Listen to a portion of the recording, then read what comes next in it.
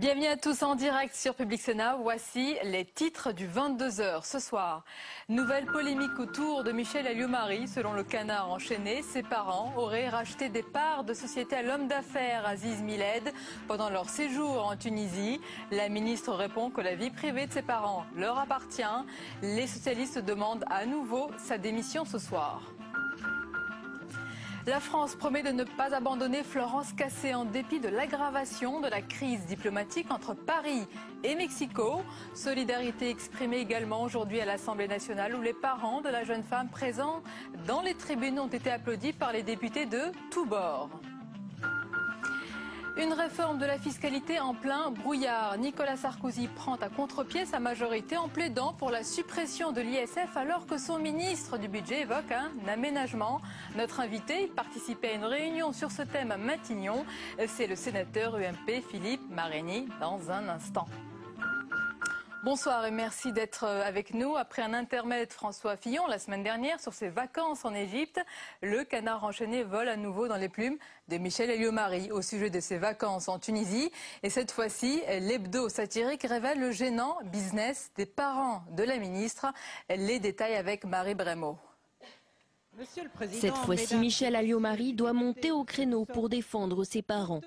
Le Canard enchaîné dévoile que durant le séjour déjà controversé de la ministre des Affaires étrangères fin décembre en Tunisie, ses parents, Bernard et Henri-Marie, ont conclu un accord avec Aziz Miled. Cet homme d'affaires tunisien n'est pas inconnu de la famille, c'est lui qui avait mis à leur disposition son avion privé. Il aurait donc vendu aux parents de Michel Alliot-Marie sa société civile immobilière, évaluée à plus de 300 000 €. La ministre, dans la tourmente depuis plusieurs semaines maintenant, s'offusque de ces révélations et défend ce soir ses parents, soulignant que leur vie privée leur appartient. Les socialistes dénoncent, eux, encore et toujours, un mélange des genres inacceptable. Et dans un communiqué transmis ce soir à l'AFP, le père de Michel Alliot-Marie, Bernard Marie, s'explique sur cette transaction. Je cite, « Monsieur Miled est un de mes amis. Les transactions que nous menons, mon épouse et moi avec lui, ne regardent et n'engagent que nous. » Alors que la crise s'envenime entre la France et le Mexique, Paris promet de ne pas abandonner Florence Cassé. Aujourd'hui, le président Nicolas Sarkozy appelle à garder son sang-froid. Du côté du Mexique, le ton reste ferme et le pays refuse de participer à l'année qui lui est consacrée en France. Thomas Raguet. Des députés de tous bords venus prendre la pause avec les parents de Florence Cassé cet après-midi sur les marches de l'Assemblée nationale. Si tous soutiennent la Française condamnée à 60 ans de prison au Mexique, les avis divergent quant à l'attitude de Nicolas Sarkozy. Hier soir, le président de la République a ouvert une crise diplomatique en décidant de dédier l'année du Mexique en France à la jeune Française. On avait l'impression qu'il s'exprimait devant l'Assemblée générale de l'UMP de Neuilly. Je veux dire, ça n'a rien à voir avec ce qu'un chef d'État doit dire dans des circonstances pareilles. Lorsque l'on est devant une situation aussi délicate que celle que l'on connaît avec le dossier de Florence Cassé, c'est une diplomatie qui ne peut pas se faire devant les micros et les caméras. Année du Mexique ou pas année du Mexique, l'ensemble des élus qui veulent se mobiliser de droite comme de gauche, parce qu'il y en a sur tous les rangs, continuent à faire une pression médiatique pour qu'on explique que c'est un vrai déni de justice. La crise diplomatique s'est aggravée aujourd'hui, le Mexique annonçant le retrait pur et simple de la manifestation. Mise en cause avec cette force de l'autre côté de l'Atlantique par un pays étranger, on conçoit qu'il y ait du côté des autorités mexicaines une réaction très forte. On n'a pas envie d'avoir des ruptures de relations diplomatiques entre les deux pays. Nous sommes des pays proches, mais il est clair que ça empoisonne les relations actuelles entre le Mexique et la France. Ce soir, Nicolas Sarkozy en appelle au sang-froid pour trouver une solution à la crise. Le Mexique, quant à lui, n'envisage pas de retour en arrière tant que le nom de Florence Cassé sera associé à la manifestation. Une réforme de la fiscalité en plein brouillard. Nicolas Sarkozy a pris à contre-pied sa majorité en plaidant pour la suppression pure et simple de l'ISF alors que son ministre du budget avait évoqué un simple aménagement. Jérôme Rabier.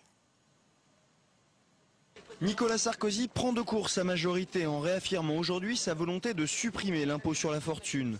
Ce week-end pourtant, le ministre du budget François Baroin évoquait un simple aménagement de cet impôt et non une suppression.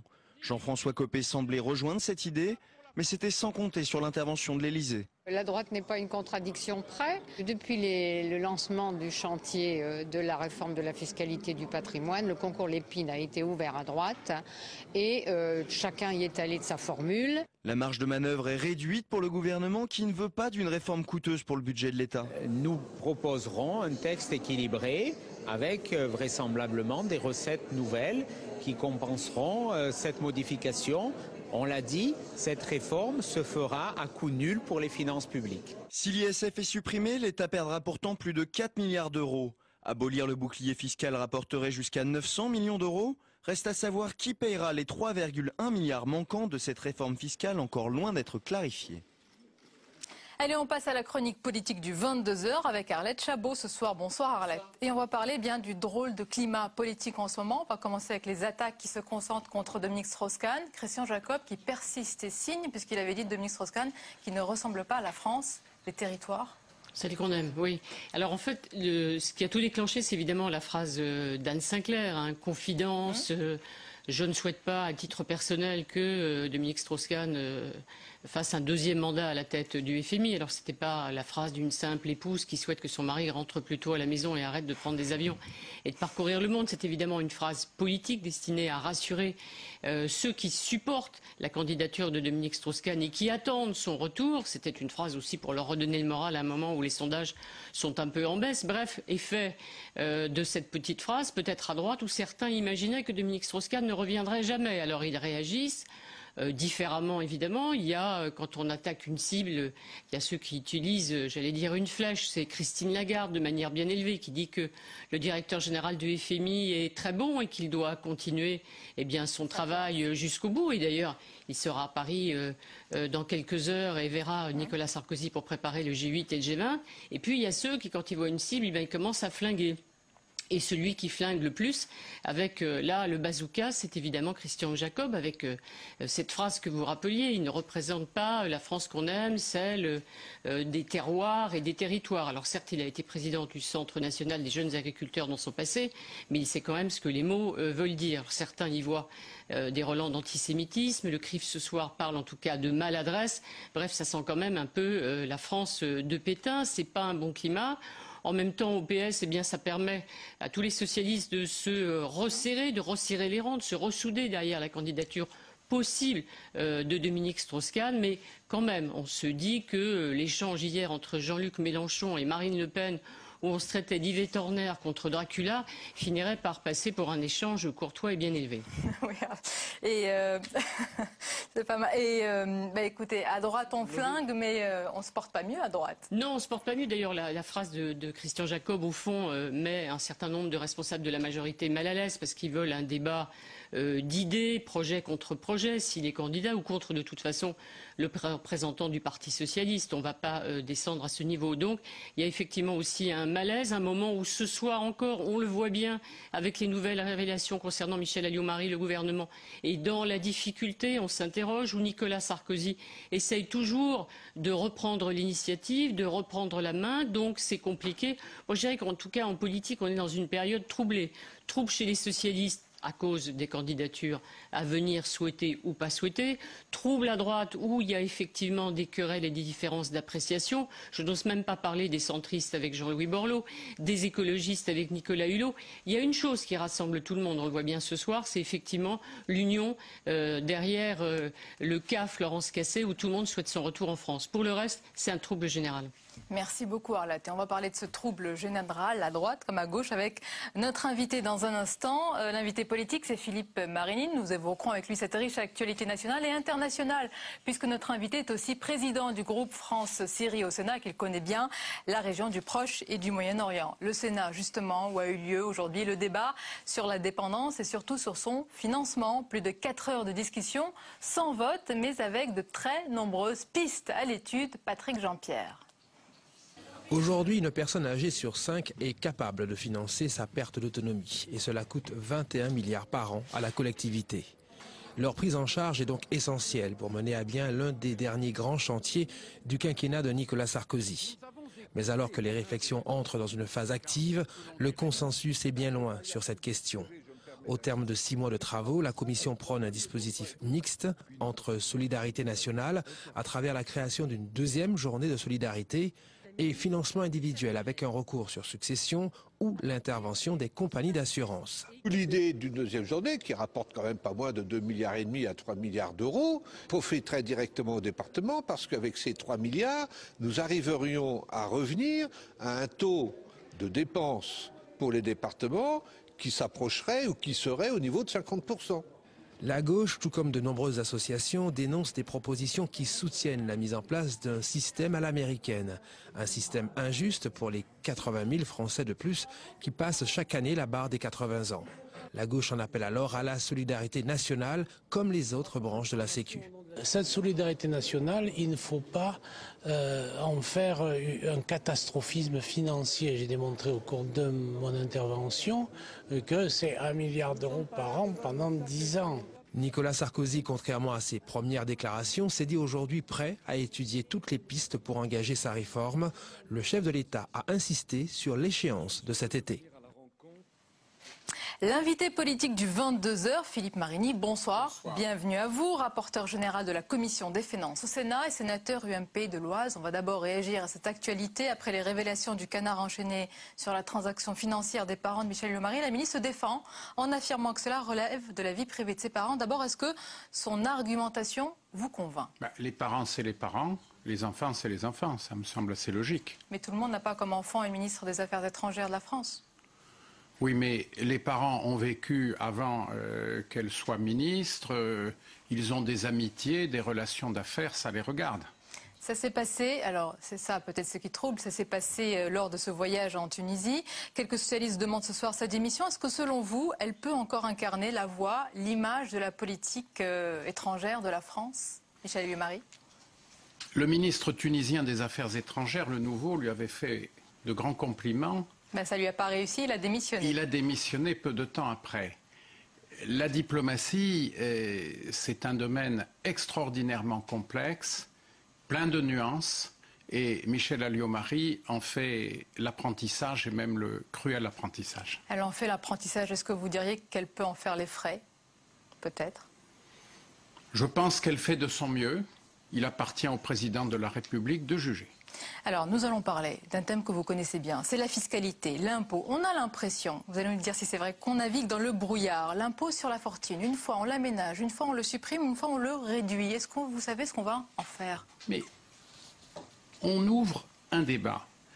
Un projet de loi sera adopté par le Conseil des ministres fin avril. De grâce qu'on attende.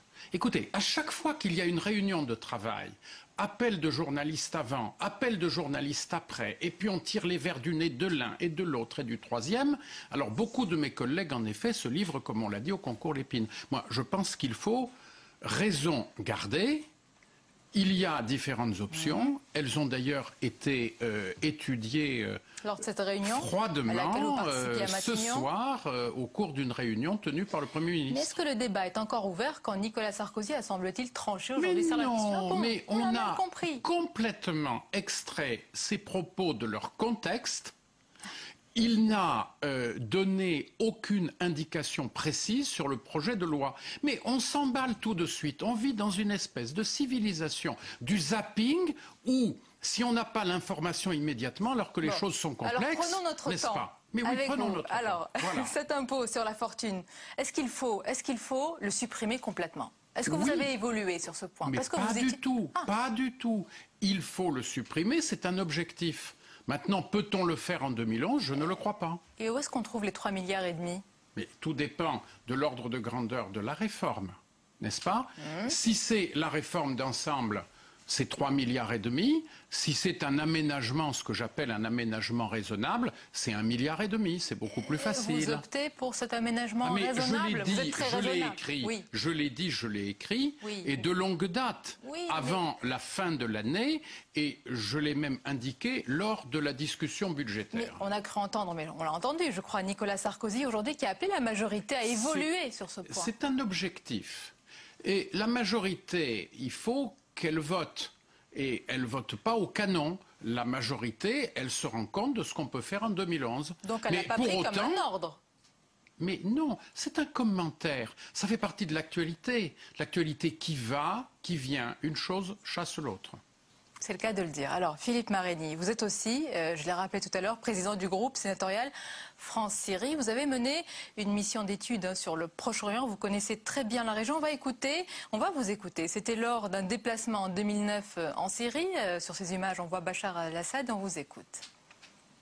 On peut en effet être sévère avec les régimes autoritaires, mais les régimes autoritaires peuvent évoluer. Et si la coexistence et une certaine forme de laïcité sont au rendez-vous, pour nous Européens, il faut que l'opinion le comprenne. Ce n'est pas nécessairement contraire à nos intérêts. C'était en 2009, Philippe Marény. Est-ce que cette position est encore d'actualité ? Oui, certainement. Il y avait un vieux principe de la diplomatie française. La France reconnaît les États et non les gouvernements. On fait avec les gens qui sont en position et on défend nos intérêts et notre vision des choses. Nous ne sommes pas égyptiens, tunisiens, syriens.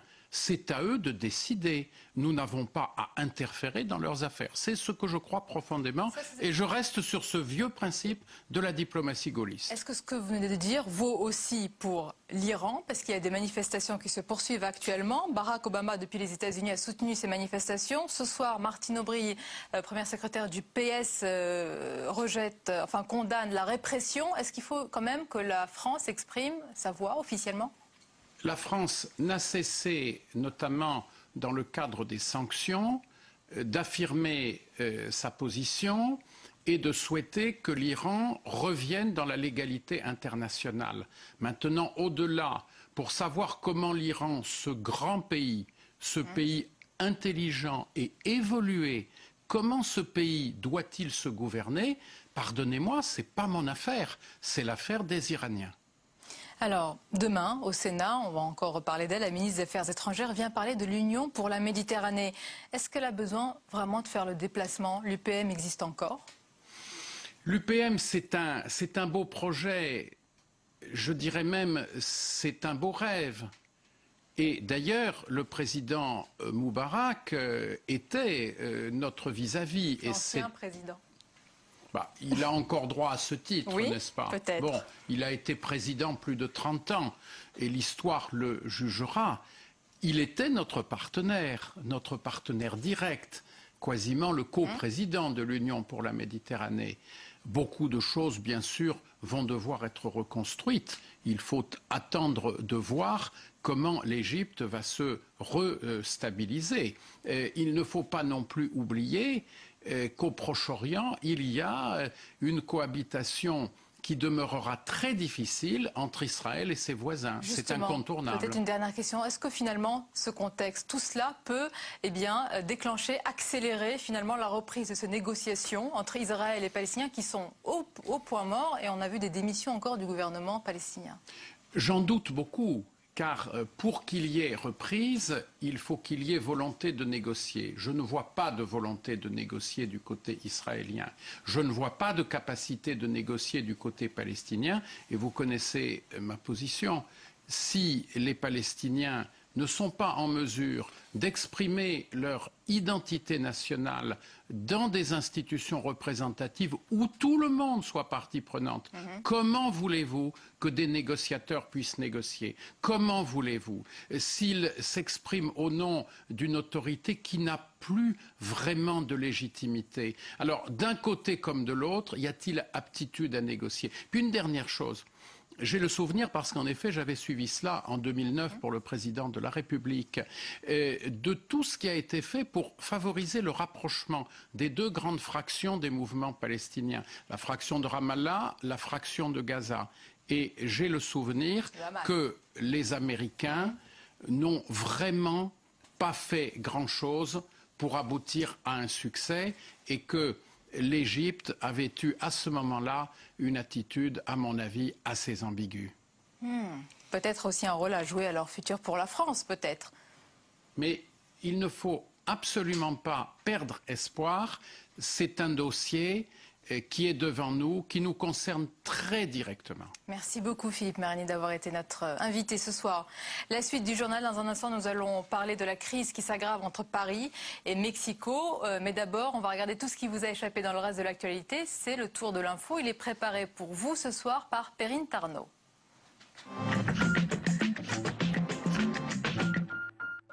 Berlusconi comparaîtra devant la justice italienne. Dans le cadre du scandale du Rubygate, le président du Conseil italien a été mis en examen pour relations sexuelles tarifées avec une mineure et tentative d'étouffement de l'affaire. La justice italienne a ordonné sa comparution immédiate.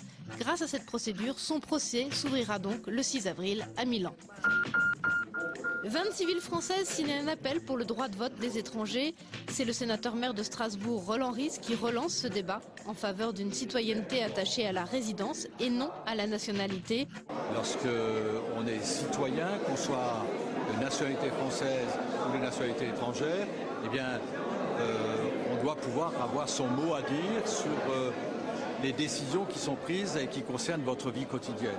L'initiative a peu de chances d'aboutir. Une proposition de loi de l'opposition sur ce sujet a déjà été repoussée il y a un an par la majorité. Le projet de loi bioéthique adopté par l'Assemblée nationale aujourd'hui. Les députés ont autorisé le transfert d'embryons post-mortem, mais maintenu le statu quo sur l'anonymat des donneurs de gamètes, ainsi que l'interdiction de la recherche sur les embryons. Le Sénat propose 18 pistes pour améliorer la lutte contre la contrefaçon. Problème numéro 1, la contrefaçon diffusée sur Internet. Le phénomène a explosé ces 2 dernières années. Il y a un certain nombre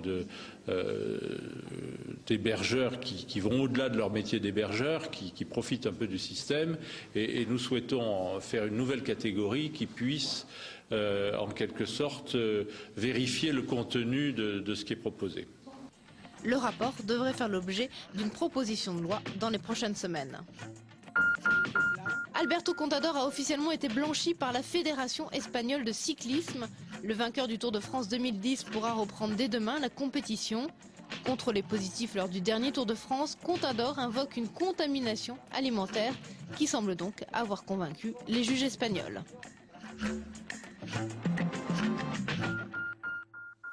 La France promet de ne pas laisser tomber Florence Cassé en dépit de l'aggravation de la crise diplomatique entre Paris et Mexico. Au départ, une affaire judiciaire qui est devenue une affaire d'État. On en parle avec notre invité ce soir, Jean-Christophe Rampal. Bonsoir. Bonsoir. Vous êtes spécialiste de l'Amérique latine et rédacteur en chef d'Ulysse. D'abord, comment cette crise diplomatique est-elle vécue du côté mexicain dans les médias ? Écoutez, dans les médias, essentiellement dans la presse écrite, il y a des éditos qui maintenant commencent à appeler un peu au calme et à la décrispation des deux côtés, en disant voilà, il faut qu'on arrive à avancer, à trouver des choses. Ce qu'il faut voir aussi, c'est que la presse écrite ne représente qu'une petite partie des médias au Mexique et que la télévision, qui d'ailleurs a été mise en cause dans l'affaire Florence Cassé, a un rôle très très important. Et là, on a probablement des discours qui sont des discours plus nationalistes au regard de l'attitude française. Vous connaissez bien cette région et encore mieux ce pays. Qu'est-ce qui, selon vous, pourrait faire évoluer la situation? Qu'est-ce qui pourrait faire évoluer l'attitude des dirigeants mexicains? Mais éventuellement, peut-être un tout petit peu plus de discrétion et une attitude peut-être un tout petit peu moins donneuse de leçons, puisque la France a quand même cette réputation, notamment en Amérique latine. Et effectivement, je pense arriver à ce que tout le monde trouve une sortie qui soit honorable pour les deux parties. On est face à un président mexicain, Felipe Calderón, qui doit lutter au quotidien contre à la fois le trafic de drogue, l'insécurité. C'est une cause nationale. Qui est une cause nationale. Il a décrété dès le début de son mandat la guerre aux trafiquants de drogue. Donc effectivement, il y a des milliers de gens qui sont morts dans les affrontements entre les différents cartels, mais aussi dans les forces de l'ordre. Et puis il y a le phénomène des enlèvements, qui est un phénomène qui touche de très près la société mexicaine. Selon l'avocat de Florence Cassé, de la jeune femme, l'accusation repose sur du sable, sur des preuves falsifiées. Bien sûr, c'est très difficile de trancher, mais quel pourrait être l'intérêt, j'allais dire, de fabriquer tout cela? Est-ce qu'il pourrait y avoir un intérêt? Est-ce qu'il pourrait y avoir une explication? Alors, tout ça est extrêmement complexe, parce que le mode de fonctionnement de la justice mexicaine, c'est une justice qui est très structurée. Effectivement, il n'est pas impossible que dans certaines affaires, là-bas comme ailleurs, des preuves soient fabriquées. Mais là, c'est très difficile de se prononcer. Je n'ai pas vu le dossier, donc je ne peux pas vous dire si c'est le cas dans le cas précis. Peut-être alors sur l'arrestation, sur la mise en scène de l'arrestation, on a vu quand même beaucoup de caméras, c'est très musclé, tout a été filmé. Est-ce que c'est courant ou est-ce que c'est exceptionnel? Non, je pense que c'est assez courant. J'ai vu des images beaucoup plus dures d'arrestations transmises à la télévision mexicaine. Vous avez d'autres pays comme le Brésil, où vous avez carrément des émissions où on suit les forces de l'ordre, où il y a des justiciers. Donc à la télévision mexicaine, c'est pas quelque chose de très très très surprenant. Pourquoi le Mexique ne veut pas de ce transfèrement de Florence Cassé finalement? C'est effectivement un peu difficile à comprendre dans la mesure où le Mexique revendique pour ses citoyens un transfèrement, notamment quand ils sont condamnés aux États-Unis. Je pense que là, ce qui s'est passé, c'est qu'il y a eu un calendrier et une ambiance particulière. Il y a eu une affaire qui a vraiment frappé l'opinion mexicaine. Ça a été l'enlèvement d'un adolescent, le fils d'un industriel qui a été retrouvé mort. Et là, l'opinion a vraiment... puis la multiplication des enlèvements a rendu l'opinion très sensible à ça. Et probablement que l'approche française a été peut-être un peu... pas dure, mais peut-être pas suffisamment, n'a pas suffisamment respecté le nationalisme mexicain, l'attitude qu'on a. Le Mexique, il faut quand même pas oublier que le Mexique est la deuxième puissance d'Amérique latine, que c'est un pays qui a une histoire. Pas un petit pays. Ce n'est pas un petit pays, et c'est un pays avec lequel la France a aussi des histoires communes. La France a tenté d'imposer un souverain au Mexique, et toutes ces affaires-là font qu'on a des rapports qui sont particuliers, fraternels, mais particuliers. Alors, on va regarder ensemble notre question Figaro. C'est la question avec notre partenaire, le Figaro.fr. On la pose à nos internautes. Affaire Cassé. Les déclarations de Nicolas Sarkozy ont-elles été contre-productives? Oui à 61%, non à 31%. Bon, vous faire peut-être réagir à cette question. Est-ce que cela peut bloquer tout le processus? Non, je ne pense pas que ça va bloquer le processus. Ça risque simplement de le retarder. C'est-à-dire qu'effectivement, peut-être que les autorités mexicaines se seraient montrées, entre guillemets, plus souples si on n'avait pas eu cette avalanche de déclarations. Et dans les images que vous avez diffusées, notamment des réactions de certains élus, à la fois de la majorité comme de l'opposition française, on s'apercevait qu'ils appelaient à une diplomatie qui soit une diplomatie peut-être plus discrète et une vraie diplomatie. Dernière question. En France, il y a un consensus politique droite-gauche derrière Nicolas Sarkozy, puis la position de la France. Est-ce qu'au Mexique aussi, il y a le même consensus derrière le président mexicain? Alors, il y a une partie de consensus, on le voit notamment dans la presse où certaines organisations non gouvernementales appellent à la fermeté, mais il y a aussi des organisations qui, au nom de la défense des droits de l'homme, pose des questions sur le fonctionnement de la justice et des forces de l'ordre au Mexique. Merci beaucoup, Jean-Christophe Rampal, d'avoir été notre invité ce soir et de toute cette analyse. C'est la fin de ce journal. Je vous en rappelle le principal titre, c'est cette nouvelle polémique autour de Michel Alliot-Marie. Selon le Canard enchaîné, ses parents auraient racheté des parts de société à l'homme d'affaires Aziz Millet pendant leur séjour en Tunisie. La ministre répond que la vie privée de ses parents leur appartient. Les socialistes demandent à nouveau sa démission ce soir. Voilà, c'est la fin de cette édition. Merci de nous avoir suivis. Restez avec nous dans un instant sur Public Sénat, l'émission qui déshabille en tout bien et tout honneur les politiques, déshabillons-les, qui s'intéresse ce soir à l'enfance des responsables politiques. Belle soirée à vous.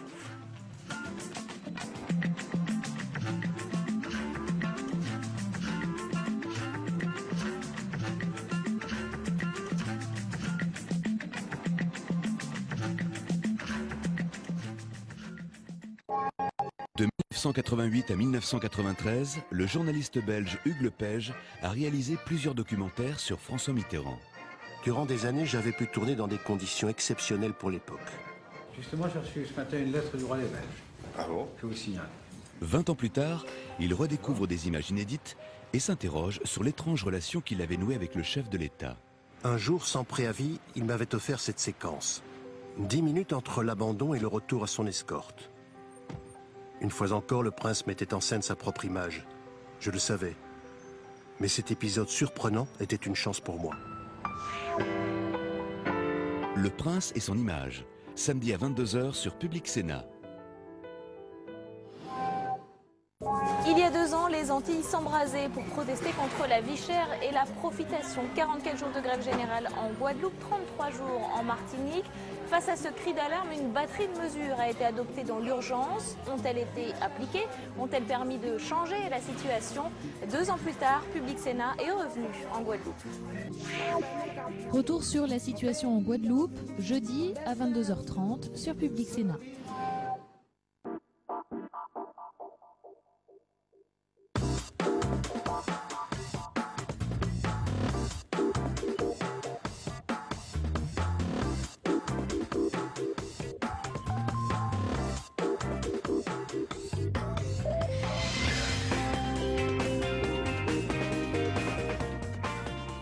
souviens des lessives, par exemple. Ce sont des détails, mais qui marquent une enfance. Et au fond, je me suis dit, jamais comme ma mère. Tout, mais jamais comme ma mère, que j'aimais beaucoup. Mais jamais cette suggestion, cette dépendance financière, intellectuelle, affective, jamais comme ça.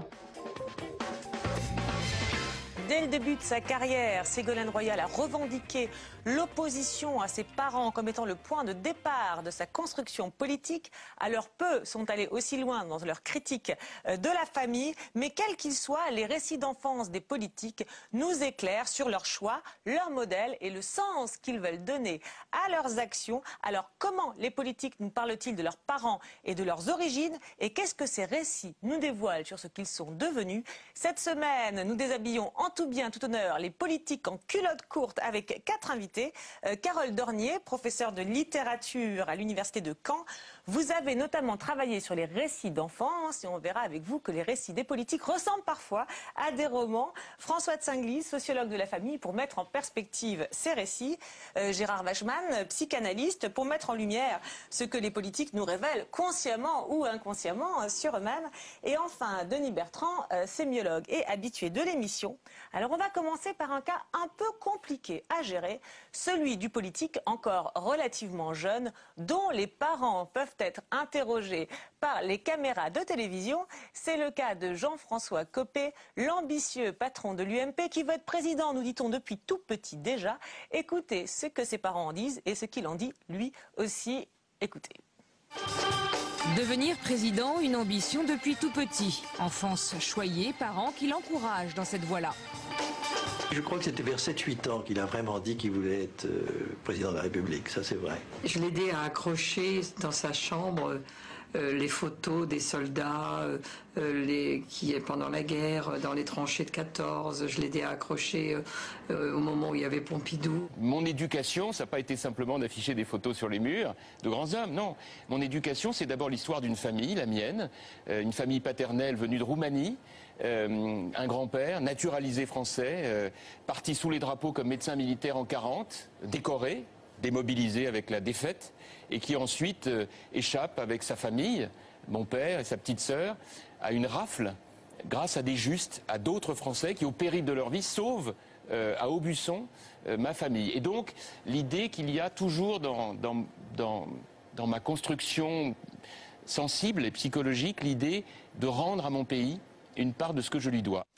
Alors on ne sait pas si sa maman s'est fait gronder après, mais Jean-François Copé ne s'est pas contenté d'accrocher des posters quand il était petit. Non, tout ça est très construit, nous dit-il. Mais alors est-ce trop construit peut-être même? C'est ce que vous disiez, Carole Dornier, quand on préparait l'émission, vous disiez c'est un